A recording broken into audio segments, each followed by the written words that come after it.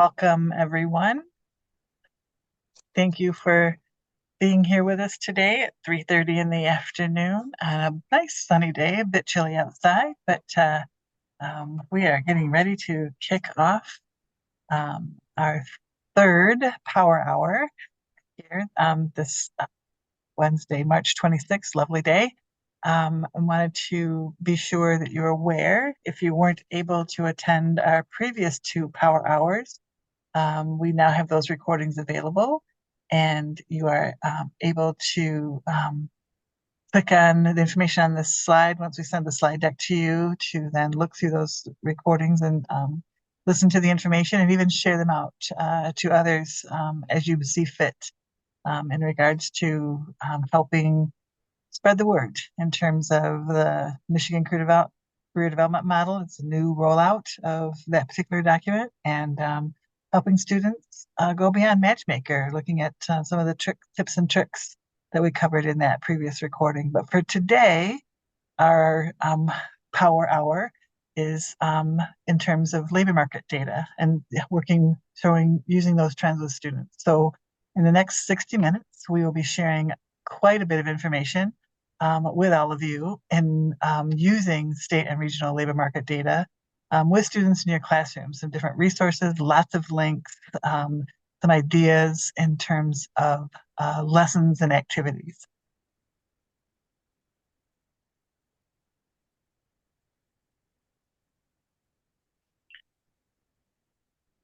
I will be putting into the chat the link for our Sketchy sign-in.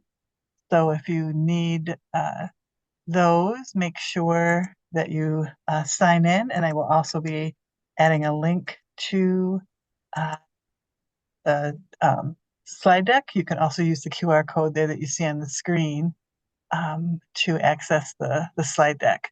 But like I said, we encourage both the Sketchy sign-in if you need those, and then the slide deck here for you to have because of all the links that are embedded within those.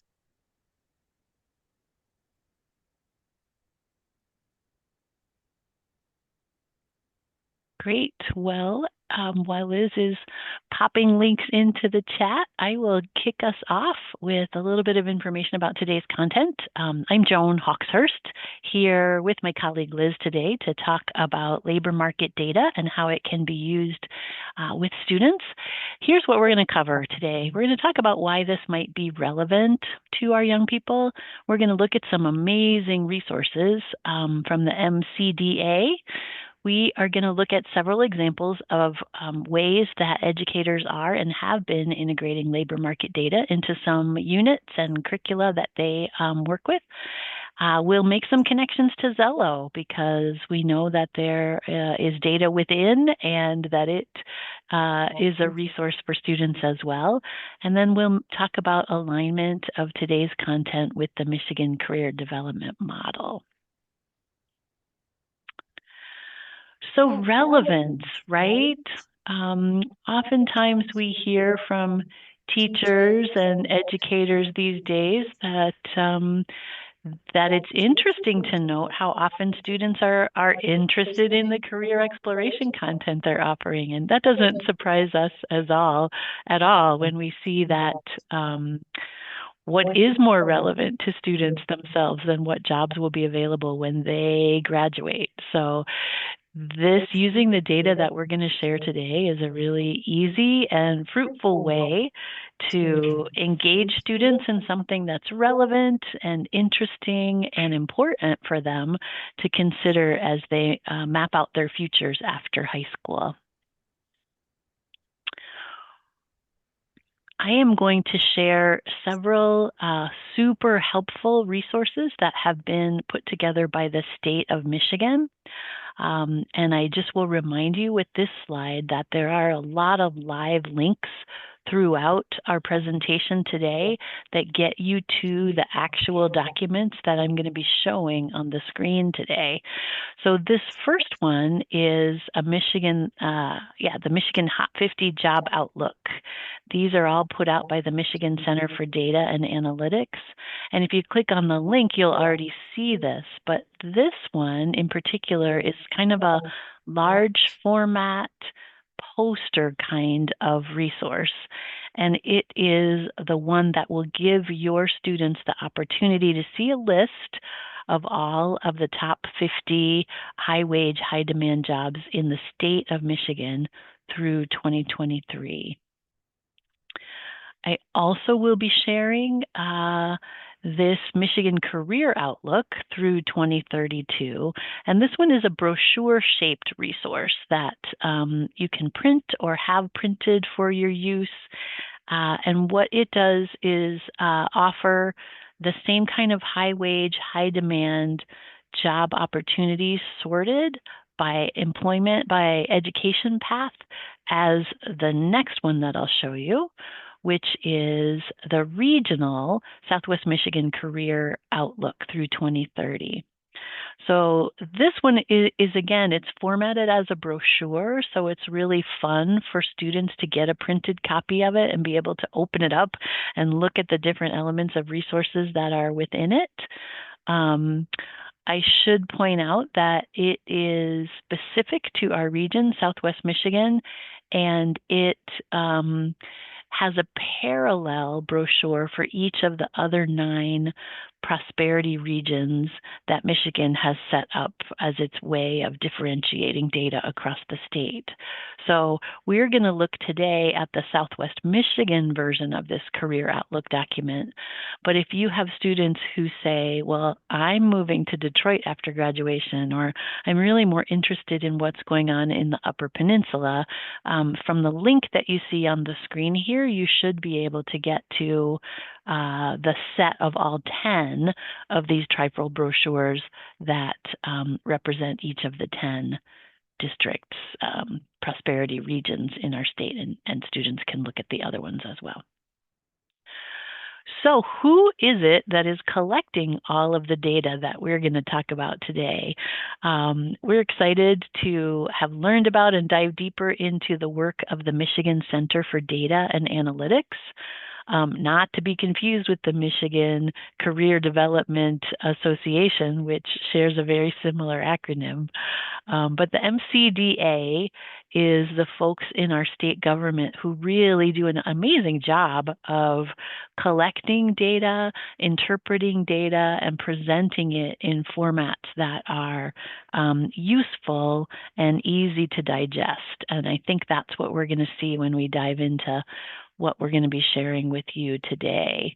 I wanted to point out that there are different teams, and the team that's come up with what we'll be working on today works on employment data, occupation, and industry data, and works alongside the U.S. Department of Labor. So while we are on the subject of data that comes from the state of Michigan, I did just want to point out as well that if you go to data.michigan.gov, you can access Michigan's open data portal. And this is a screenshot of that homepage that you will arrive at if you go to data.michigan.gov.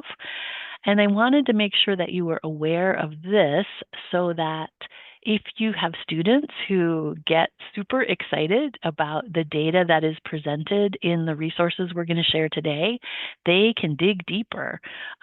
Free, 24/7, they can go in and look at the full data sets that the state is making available so that they have the opportunity then to understand more deeply anything that's summarized in the materials that we'll share today, but also to ask their own questions if they want to find out more about how, what are some of the other jobs that don't make it into the top 50, for example. They could go into this economy section and search the reports and get the whole full data set of careers and the wages and the growth levels for all of the careers that are listed in Michigan. So great set of opportunities, data.michigan.gov.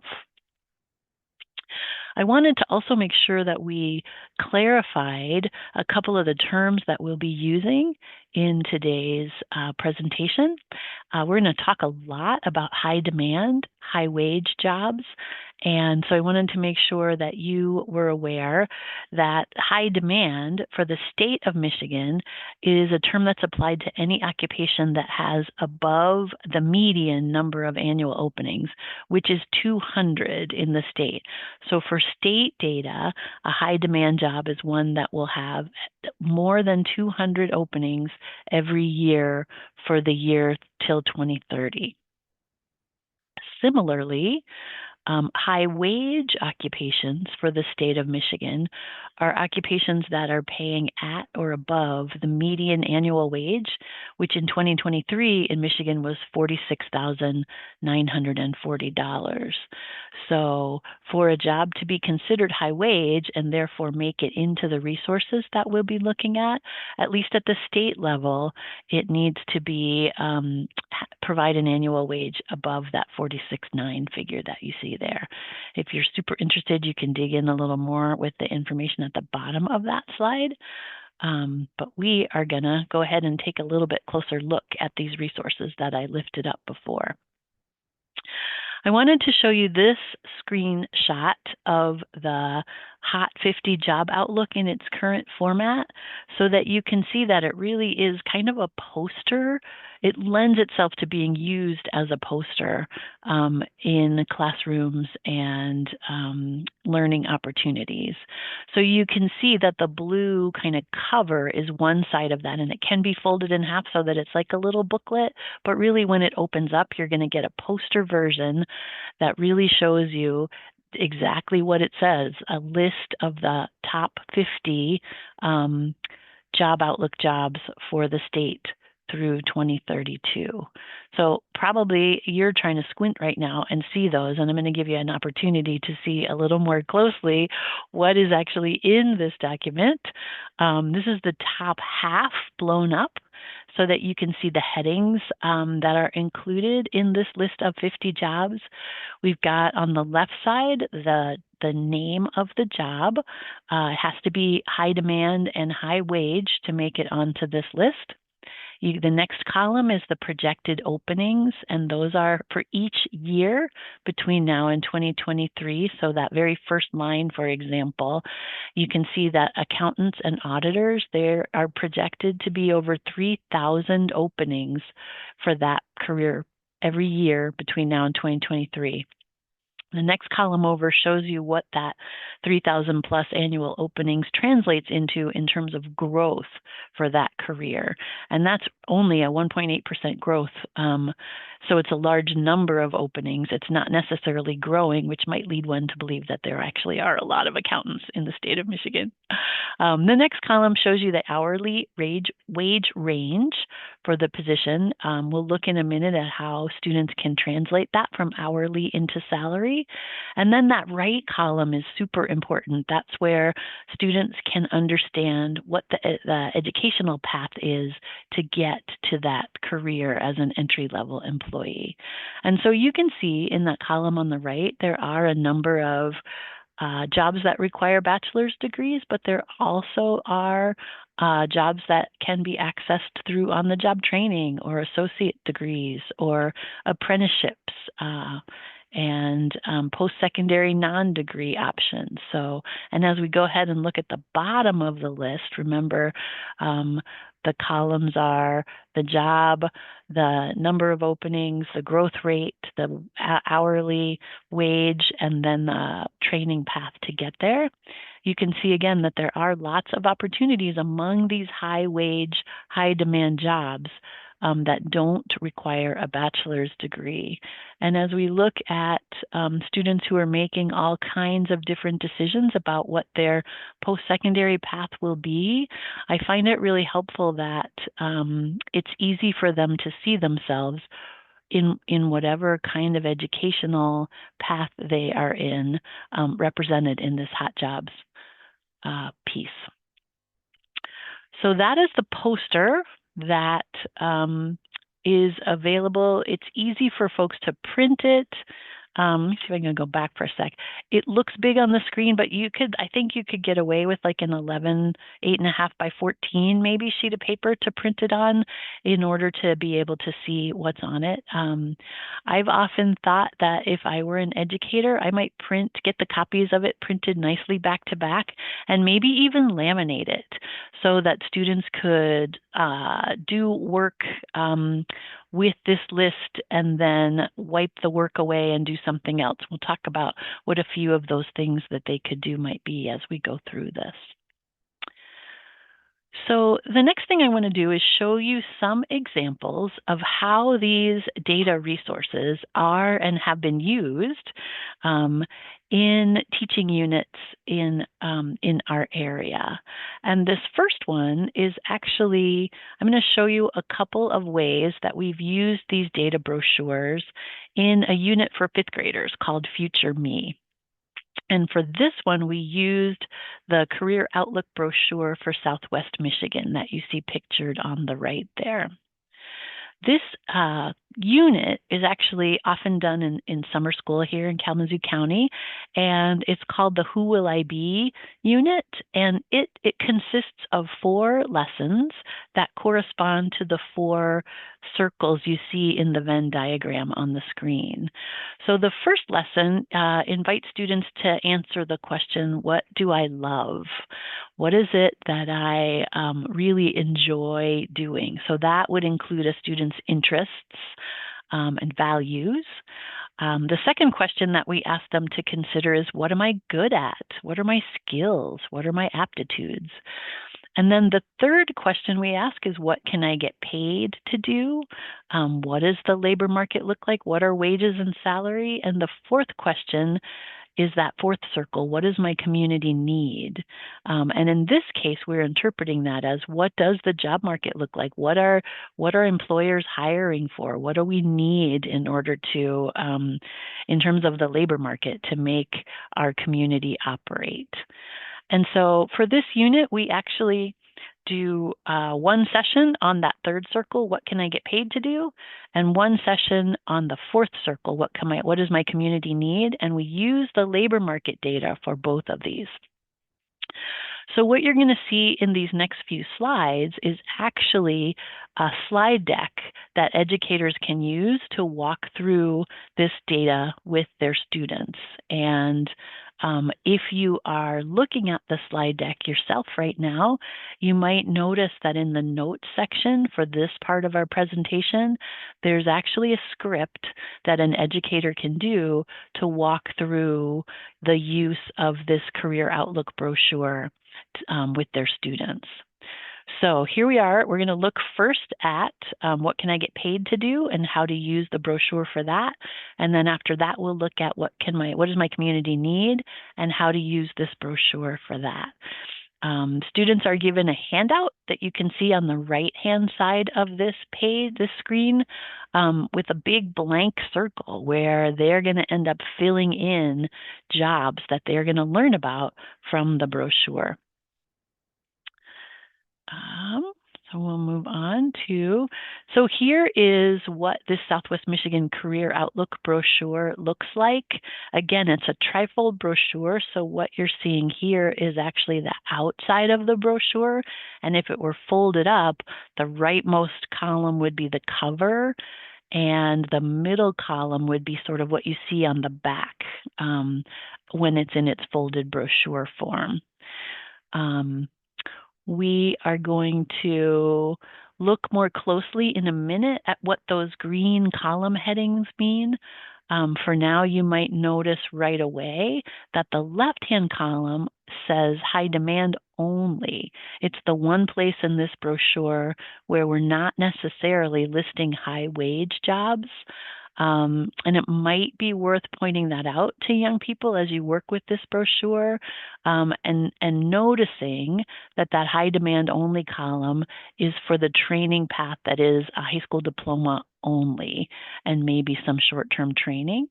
If students may be interested in making a comparison, for example, between the wage ranges for jobs that one can get right out of high school with jobs that one can get if they have a science, tech, engineering, and math proclivity. So those numbers are pretty interesting, I think, for students to see as they think about what classes do I want to take in high school? What do I want to make sure that I get the tutoring I need to do well at so that I can stay in this path, especially when I look at some of those engineering salaries and architecture salaries compared to some of the salaries that might be available to me if I don't work hard at those STEM classes. So let's see, this is the inside of that Career Outlook brochure. And again, in print form, it would be folded in thirds. So students would have access to 3 more columns of information about high demand, high wage jobs in our region. What you can see here is that the columns, again, each correspond to a different educational pathway. And so the leftmost column is for some kind of a post-secondary certificate or moderate term training that is required to enter into these positions. So maybe a student is super interested in taking the CTE auto tech class. They might look at this column and see that there is automotive service techs and mechanics are one of the high demand, high wage jobs in our region. It looks as if there's projected to be 145 openings every year between now and 2032. And it looks like the wage range is in the $17 to $28 an hour position. So the middle column here, high demand, high wage jobs that require an associate's degree, so 2 years of college or long-term training or an apprenticeship. That's another great path for folks who are interested in making sure that there are jobs that will pay them living wages when they graduate. And students can take a look at these and see, for example, that if you I'm scrolling down to plumbers, pipe fitters, and steam fitters here. It looks like it's projected that in our region, we'll need 140 more plumbers, pipe fitters, and steam fitters every year between now and the early 2030s. So again, this is a great guide for students as they start to think about what are my next steps after high school and how do I make sure that I'm ready when I graduate to move into the type of training program that I need to earn the income that I'm interested doing something that I love. And then the right-hand column is the list of jobs, the high wage, high demand jobs that do require a bachelor's degree or higher. And you can see that there's some high numbers of annual openings and high levels of wages for those as well. So that's an introduction to the brochure. Let's take a look at what we might do with that in our unit on what can I get paid to do. So what we, in fact, invite students to do with this deck is take a closer look at that rightmost piece of a rightmost column in each column, and that is where the wage range numbers are going to show up. And we start to invite students, whether they're looking at the certificate or the associate's degree or the STEM, whichever column they're interested in looking at, going ahead and looking at those wage ranges and maybe translating them from an hourly wage into an annual salary. And so we include a deck in the deck, the little formula that can help students understand several things. Number one, they can understand that it takes 2,080 hours of work to make a full-time year position. And that, so that if you take that hourly wage of, say, $34 an hour and multiply it by that 2,080 number, you can get to an annual salary that they can compare against the kinds of information that might be included, say, in a job description that they're seeing posted. So we wanted to make sure that in this deck that we shared with students, they had that opportunity to understand the difference between a wage and a salary and how those two numbers are connected. So then we go back and look more closely at those headings again, right? So that students can really start to imagine themselves in one of these different educational and training tracks after high school. So again, this left column, again, we'll notice it's the only place that doesn't say high wage, but there will be a high demand for all of these positions. So a student who graduates from high school could feel relatively confident that they could get a job, say, as a fast food worker. That this region is gonna need 2,200 more of those every year. But if you slide over to that wage section, you're going to see that does not make it in the high wage definition that we looked at earlier. So it would be interesting, I think, for students to get a chance to just sit with this information and especially notice what those wage ranges are like, if they can train themselves, if they can work at being a math and science savvy person as they go through their high school career. So I have been with students who are quite surprised when they look at the differences in those two sets of hourly wages. We'll go back to the inside of the brochure and take a look at kind of the same thing. Again, we've got post-secondary certificates, moderate term training on the left, got associate's degrees in the middle, apprenticeships, and we've got bachelor's degrees on the right side. So what we might do here with students is invite them to just take a few minutes and take this in and see what they notice about those wage ranges. See if they notice if they're jobs that they might have been considering, if there's something that they already knew piqued their interest. Maybe it's being a dental hygienist, or maybe they have to go find out what a logistician is, which is one of those bachelor's degree jobs in the third column. I know I had to do that. And this is one of the places where we might invite them to have Zello open while they're taking a look at this brochure, so that they could use Zello and its very extensive career database as a way to look more deeply into some of these opportunities that they're just starting to learn about. So students might be surprised to see, for example, the different wage ranges that there are even with a bachelor's degree. So they might learn from this that it isn't necessarily true, for example, that a bachelor's degree wage range is necessarily going to be higher than a moderate term training wage range. And that might help them start to do that cost benefit analysis as they think about what do they want to do right after high school versus what do they want to be building towards long term. So we'd ask students to just have a little conversation with each other. What do you think? What do you think about these hot jobs wage ranges? What are you learning? What questions do you have? And we would invite them to start writing on that blank Venn diagram circle some of the positions and wage ranges that are interesting to them that they might like to follow up on later. And then we'd have a classroom discussion, and we would remind them that in the first two units of the Venn diagram set, we talked about their interests. What do I love? We talked about their skills. What am I good at? And now we're starting to think about how do those things come together in something that I can get paid for. And now I'm starting to be able to see what is the pay rate that I might be able to imagine for the kinds of jobs that might use my interest and skills. So here are just some examples of questions that they might want to think about. And this is the way that unit would have played out in use in that fifth grade curriculum. So the next unit is then going to that fourth question. What does my community need? And again, we're interpreting that to be what jobs does our community need more of? And that can be told by what are the jobs that have the most openings and the highest growth rates in the Career Outlook brochure that we're studying. So at this time, we would give the students the handout that allows them to focus on fields that are growing in our area.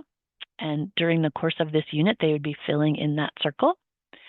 Again, we would pull up the same brochure, but this time we're looking at a different column, right? At first, yesterday, or the first session, we looked at the wage ranges so that they would start to get a sense of what they could expect to earn.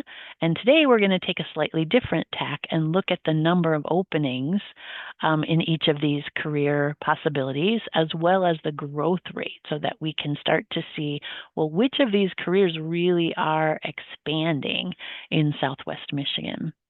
And that's what they can start to do by taking a look at that growth rate column in the middle and that annual openings column, which is the leftmost set of numbers. And those are the same across whether you're looking at your educational path being a post-secondary certificate, whether you're looking at an associate degree or apprenticeship. Again, it should be start to become pretty apparent to students that they can make comparisons between these career paths based on the data that they see in the same columns for each one. And they can start to recognize that not all job possibilities are high demand, high wage. So if they don't see something that they're very interested in on this list, it might give them a clue that it might be a little bit harder to get that job when they graduate in Southwest Michigan. Or it might be one that's going to be a little bit more competitive, or maybe they're not going to earn the kind of money that they might have expected or hoped for when they graduate. So in addition to learning new possibilities that they might not have known about by using this brochure, they also might start to put some new filters on some of the things that they were thinking about doing, and maybe get turned on to some new possibilities. So what we would do again is look at every column, and maybe we'd invite students to look for some of the higher growth rates. So in the columns that we see here, it looks like there are several numbers that where the growth percentage, how quickly the number of jobs is going to grow, is pretty high.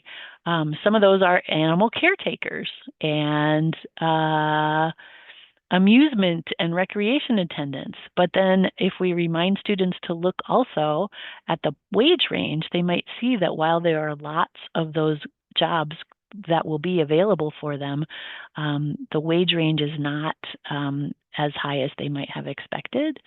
Whereas again, right next door in that STEM column, they can find growth rates that are maybe not quite as high. It looks like operations research analysts down near the bottom has an over 30% growth rate. But what you got to be careful about is looking also at the annual openings number that's next to it. That's a small set of opportunities, but it's growing fast because there's only going to be 10 openings a year, but that's a growth rate of 33%. So lots of good opportunity to kind of learn about what the actual possibilities will be for students as they prepare to graduate. And we would spend some time letting students kind of browse through this, ask questions, use Zello to understand titles that they aren't familiar with. And then we would give them an opportunity to have a discussion with their peers. What are the jobs that are going to be available in this community? What kind of training do they require? And just give them a chance to sort of process the things that they are learning from digging into this brochure together. Another thing that we would do with them is to spend some time looking for trends and grouping, sorting things by cluster or career zone. And so we did that work for the Hot 50 a little while ago and found that there actually are certain sectors, certain industries that are especially growing.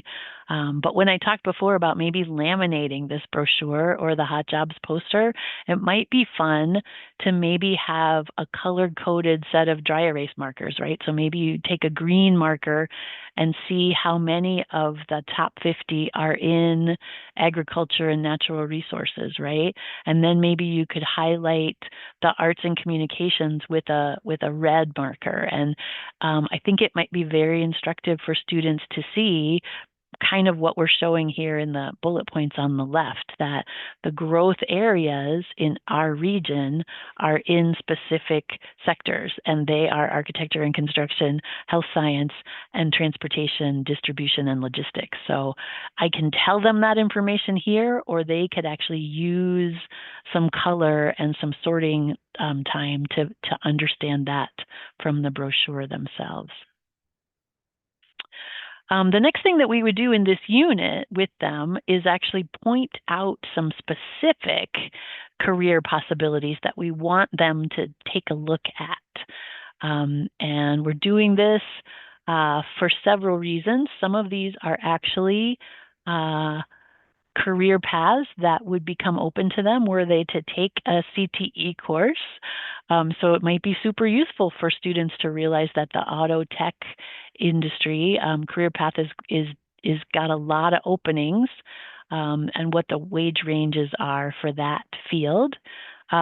Similarly, the registered nurses are one of the categories that has the highest number of annual openings in this brochure, and a lovely hourly wage as well. So just for them to start looking specifically at some of the kinds of opportunities that might be available to them connected to a CTE class future. And then again, using Zello to be able to learn more about these if they are career paths that they're not currently familiar with. The other thing that we do at the end of this unit is we really recommend that the student take their hard copy of this brochure home with them and show it to someone in their household. Have a conversation with a trusted adult about what they are seeing.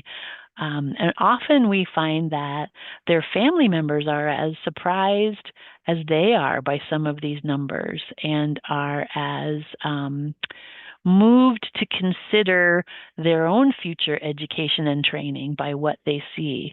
So if I were to take this brochure home and show a trusted adult the number, the growth opportunities in truck driving, for example, or in nursing, or in law enforcement through police and sheriff's patrol officers, there's so many openings predicted over the next few years that even if I really am not ready for college, but I might be up for getting a certificate or some moderate term training, there are opportunities for me. If I really want to try an associate's degree, or I've got an idea that an apprenticeship with on-the-job opportunities would be good for me, I can look at this column with my trusted adult, and maybe, who knows, we end up in the same apprenticeship program. So we really do recommend that folks share this, students share this with their family members, and have conversations about what they're learning. All right, so that was a long one. Nothing else is going to be as long as that one was this time, but I did want to give you sort of the full sense of all the value that there can be in just a simple brochure full of information that's relevant because it's about the future that these young people will face in Southwest Michigan when they graduate.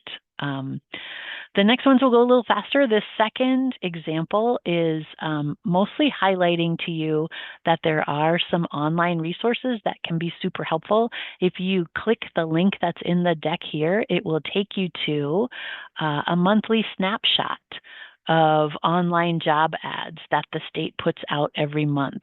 And I thought this was a super useful thing for folks to know about, because every month you can go and you can compare the brochure of sort of long-term career outlook data with the regional data for the month of February, for example, just by clicking on regional data. And then again, if you click on our region, Region 8 in the Southwest, you're going to get this kind of infographic online that shows you right now in February what are the top occupations that are being posted on online job boards.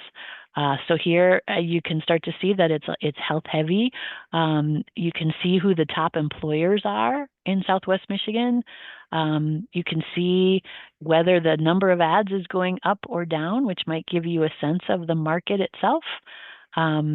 And I would be remiss if I didn't point out this education section on the right that shows us that in February 2025, there were way more positions posted that required a high school or GED than there were positions that required a bachelor's or any of the other categories. So it's just another reminder that there are lots of opportunities out there that do not require college classes, that there are other paths that are going to get students to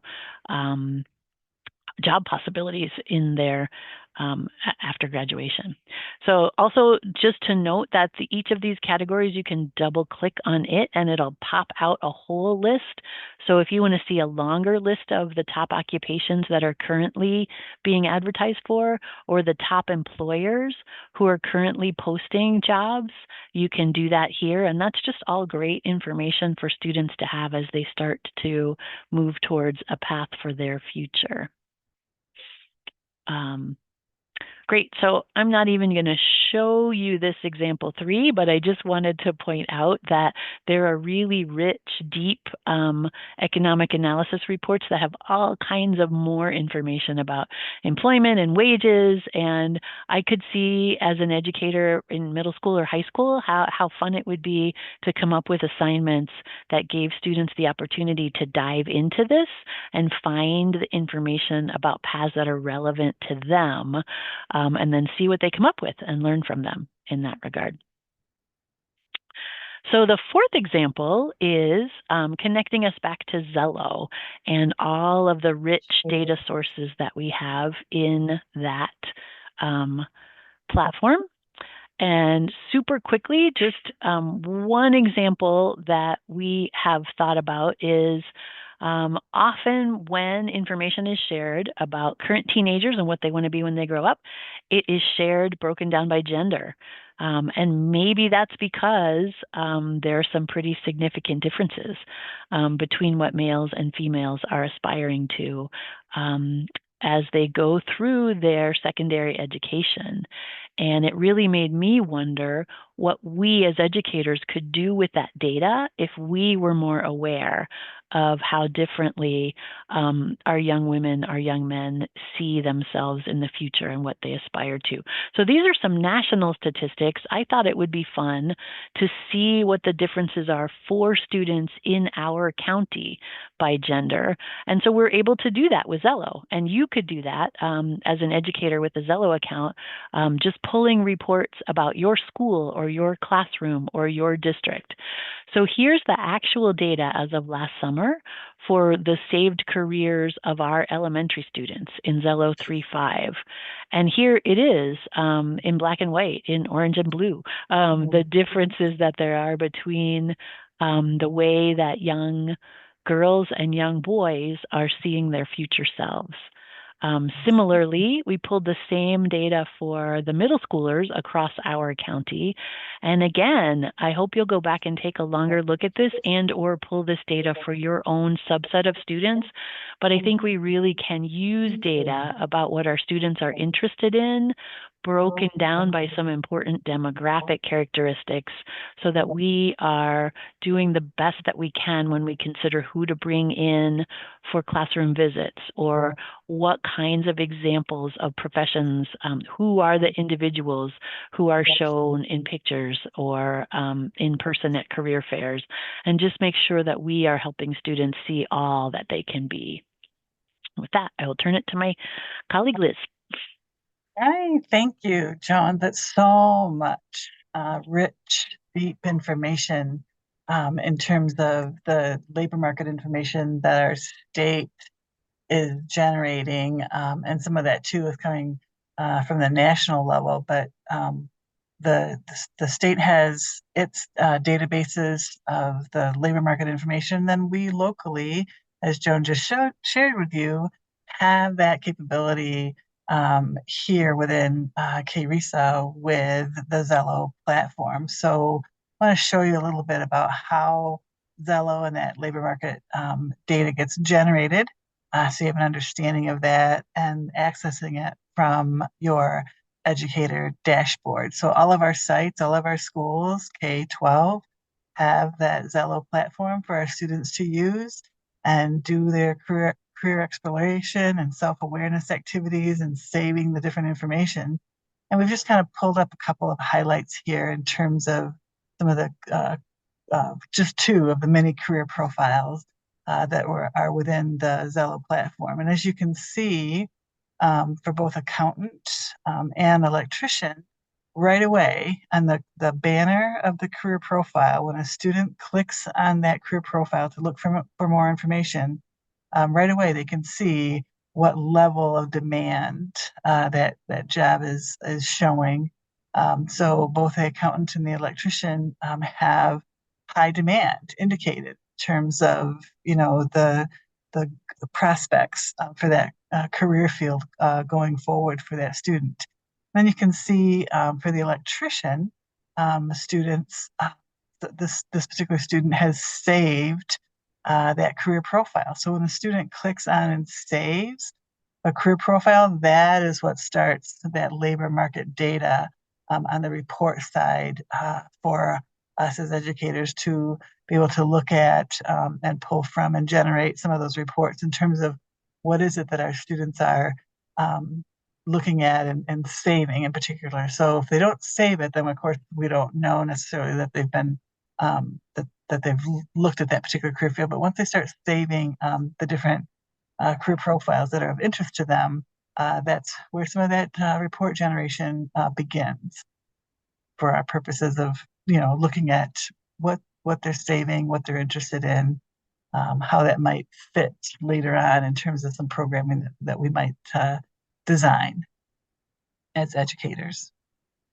So diving deeper into that accountant profile, when a student clicks on a career field, it opens up another page that has quite a bit of different information for the students to scroll through and read and click on in regards to the information about that particular career area. And so as we noticed on the banner for accountant, it does say high demand. So as the student scrolls the page, then they'll come across this bar of what makes it why is it considered a high demand. So from Joan's explanation in terms of definition earlier, we know what high demand means, but our young students might not, our learners. And so it just gives a brief little explanation for our students to understand why it makes what makes it a high demand career field and what some of the expected growth rates are going to be between when they're looking at it now and into the early 2030s. So then also, as they scroll further, they can look at the earnings capabilities of an accountant. And the Zello platform will always, because it's being utilized in terms of in KRESA and in Michigan, it will always provide the information for Michigan in regards to what those earnings rates might be. And so when students are looking at that, it's from the Michigan lens.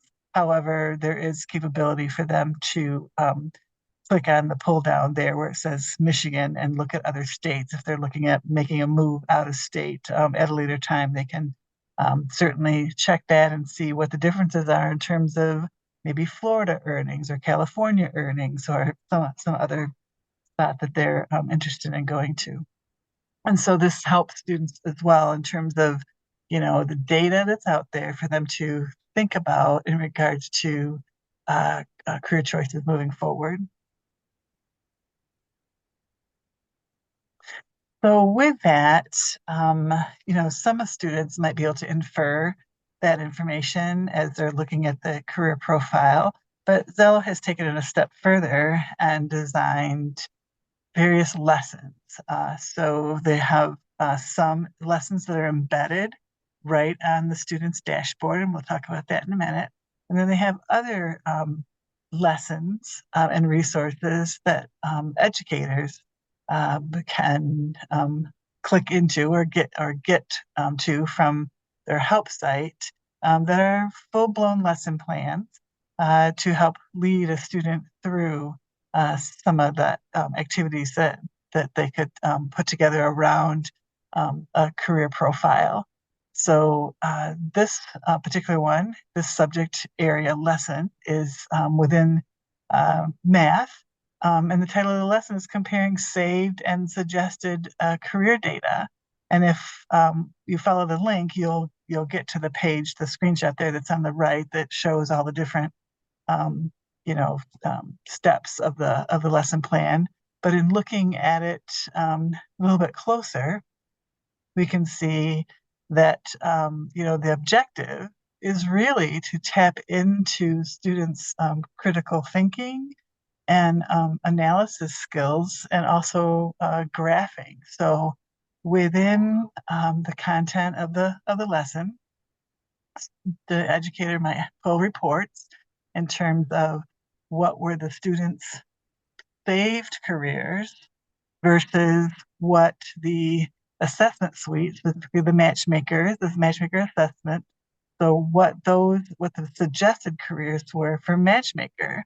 And we know that it's not always one and the same. Sometimes our students are saving different careers than what matchmaker is suggesting for them. So in this activity, then students are looking at those different reports and then creating that graph of information for analysis. And the analysis might be, what is similar?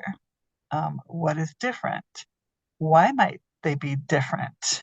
What can we interpret from that graphing activity? And what might that mean in terms of why there are those differences?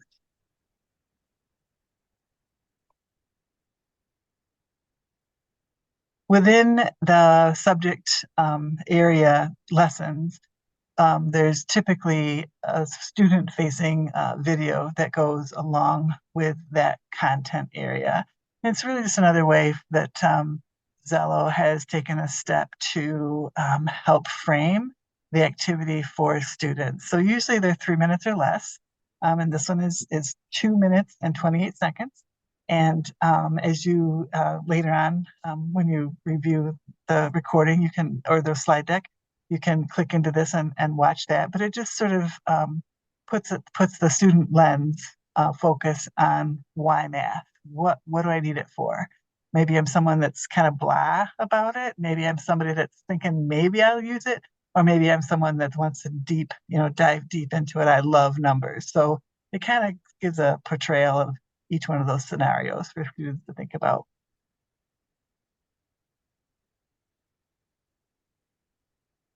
So I mentioned a little bit earlier that there are the dashboard embedded lessons. And so those are all by grade level. They start at the 3rd grade level within the Xello platform and go on up from there. Typically, there's at least 4 lessons at each grade level that students can either be encouraged to complete or assigned to complete, or some students might just do it on their own because they see it there on their dashboard and they're curious about it. So this one we wanted to highlight because it kind of goes along with the information that we're sharing today in terms of labor market information, and it's called Career Demand. It's suggested from Xello for the 11th grade. And again, clicking on that link, you would get to the full lesson plan and all the different links for the activities. And one of the activities, just to highlight, as we look further at what the learning objectives are. This is where students can then really take a deeper look at, what that career demand might be, and how for themselves, how to interpret those projections. So as they're looking at career decision-making later on, either as they get ready for graduation or even further into the future, being able to look at the career information provided and think about how that projection and that job demand fits with their needs. And so within this activity, students are doing some comparing and contrasting. They're also looking at the demands by filter. So the activity leads students to that explore a section of the Zello platform where they can click on careers, and that opens up these additional filters. So then they can just filter and look at careers by the demand level. And an activity that might be interesting for students to do is to first look at low demand career fields and see what that list looks like, and then come back and change it to high demand career fields and look at what that list looks like, and do some comparing and contrasting and discussing of why a particular career profile is on the low end or the high end, and what that might mean in terms of both societal changes and economic changes in the area.